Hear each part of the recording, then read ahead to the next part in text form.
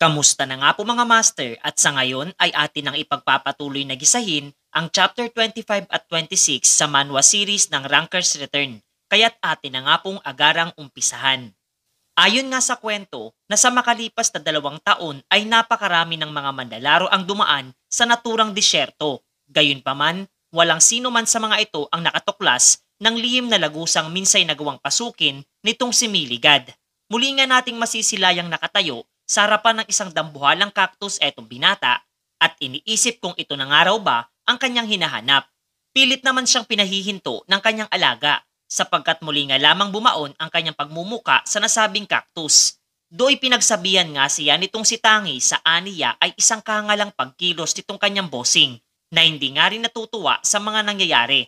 Iniisip nga nitong tuluyan ng araw na wala sa katinuan ng pag-iisip etong si Yunwo at labis ngang ikinabigla niya nung bigla na lamang siyang kinapitan nito at malakas na inihagis patungo dito sa isa pang cactus.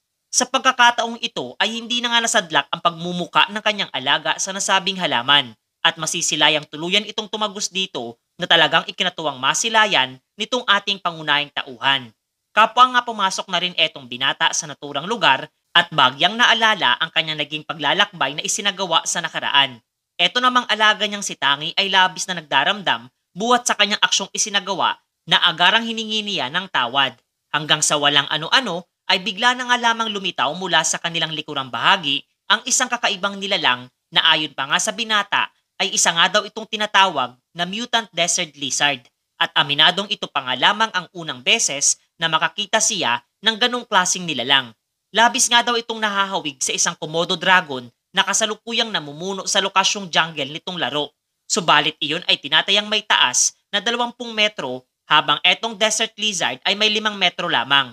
Agad nga itong kumilos patungo sa kanilang lokasyon na kapwa naman sinalubong nitong binata ng kanyang atake. Napuna nga nitong ating pangunahing tauhan na literal na napakatibay at kunat ng balat, mayroon etong nasabing halimaw. Kung kaya't agad nga siyang humingi ng karagdagang buff mula sa kanyang alagang bagya pang naiinis. Kung kaya't nangako na lamang itong kakargayin siyang muli na kapwa ito tinanggap na kapalit. Muli na nga niyang hinarap ang nasabing mutant desert lizard at malakas na tinarak sa ulo nitong bahagi ang kanyang hawak na espada na nagresulta naman ng biglang pagtakbo nito na kung saan ay inakala pa nga nitong si Tangi na naglalaro lamang etong kanyang bossing. Hanggang sa maya-maya ay napuna nga nitong si Yunwo ang isang kakaibang marka sa bahaging ulo nito na kaagad na unawaan na iyon ang pinaka-weak spot nitong halimaw. Kung kaya't kaniya nga itong agarang muling tinarak na siyang tuluyan nagpahinto sa pagkilos nito at wala na nga anumang sinayang pang sandali etong ating pangunahing tauhan at malakas na iwinasiwas ang kanyang hawak na espada na siyang tumapos sa buhay nitong desert lizard. Sa kanyang tagumpay nga na nakamit ay muling ipinagkalob sa kanya ng system ang pabuya ng panunumbalik ng kanyang nawalang lakas, gayon din ang karagdagang EXP. Magkaganoon man ay aminado nga siyang napakalakas din itong nasabing halimaw, ngunit nakatitiyak siyang mas mapapadali na ang kanyang pagpaslang sa mga ito buhat ng alam na nga daw niya sa ngayon ang kanilang pinakakahinaan. Naisip nga rin niya na ang makatuklas at matalo ang isang panibagong klase o species ng mga halimaw ay isang magandang klase ng video at agad na ninais na ipadala kay Ellis ang kanyang naging pakikipaglaban. Ang nasabing ngang aksyong isinagawa ng ating pangunahing tauhan ay literal na kinahumalingan nitong editor na si Ellis. Buhat sa aniya ay kausayang tinataglay nitong manlalaro lalo na pagdating sa pag-aanalisa ng mga kahinaan mayroon ito. Tunay nga daw etong si Alibos ang pinakamahusay sa lahat at makailang ulit pa nga itong pinanood bago tuluyang ginawa ng isang maayos na video. Matapos kang magawa ito at mai-upload nitong si Elise ay agaran itong naging mainit sa gaming community na mas lalong ang ikinatuwang mapag-alaman nitong ating pangunahing tauhan. Muli nga siyang naganda para sa kanyang isasagawang livestream at literal na matindi ang focus para sa nasabing bagay. Masaya nga niyang binati ang kanyang mga manonood at kasabay na inilahad ang kanyang planong solo raid buhat sa kanya di umanong natuklasan ang pinakalokasyon ng tumatayong boss ng mga mutant lizard. Agad niyang nagsimula na rin magbigay ng donasyon ang kanyang mga taga-subaybay na kapwa niya ipinagpasalamat. Subalit agaran nga rin siyang humingi ng paumanhin buhat ng sa ngayon ay itutuon nga raw niya ang kanyang buong atensyon para sa pakikipaglaban. Gayon din, mas minabuti nga niyang ilahad na mas mainam na saka na lamang sila magbigay ng donasyon para sa kanya oras na natapos na ang kanyang isinasagawang misyon. Kasabay ng pagtingin sa kanyang harapan kung saan ay masisilayan natin ang isang napakalaking dragon. Agaran nga din itong nagpakawala ng isang napakalakas na sigaw, tanda ng pagpapakita ng matinding intimidasyon. Subalit magkaganoon man, ay hindi naman kakikitaan ng anumang takot etong si Yunwoo at mas minabuting obserbahan ang pisikal na kaanyuan nitong halimaw na kanyang makakalaban. Nakita nga niya na katulad ng naunang mutant lizard, ang kainaan nga rin daw nitong dragon ay nasa kanyang ulong bahagi. Kasalukuyan namang naganda na ito upang magpakawala ng kanyang atake na agarang sinalubong din naman nitong binata at matagumpay na napigilan ang kanyang isasagawang pag-atake na labis itong ikinabigla. Muli nga siyang kumilos patungo sa harapan nitong halimaw at masayang isinaad ang pagsisimula para sa kanyang solo dragon raid mga master. Ayon pa nga sa kwento na sa pagsasagawa ng isang boss raid ay kadalasang kinakailangang binubuo ito ng isang tanker, mga damage dealer at isang healer bilang isang grupo. Kaya't ang isinasagawa nga daw nitong si Yunwoo ay literal na isang suicide at natatanging aksyon. Mabilis nga niyang inatake etong dragon kasabay ng pag-iwas sa matatalim nitong kuko at muli lamang pinuntirya ang pagmumukha nito. Kapwa naman dooy makikita na ganda na naman upang magpakawala ng atake etong halimaw patungo dito sa binata. Agad nga niya itong harapang pinigilan at matagumpay na na-counter ang nasabing pag-atake. Sa mga sandaling iyon ay mahigit 3 oras na nga ang nakakalipas magmula nung mag-umpisa siyang labanan etong dragon. At sadyang ang focus nga nitong si Yunwoo ay tila ba nasa ibang antas na sa kasalukuyan. Nakapaganoon din ang kanyang estado nung kanya pang ginagamit ang karakter na Miligad sa tuwing magsasagawa ng isang panibagong klase ng raid. Ngunit magkaganoon man, ang mahaba't mahirap na klase ng misyon ay may kaakibat na matinding pagod para sa isang manlalaro.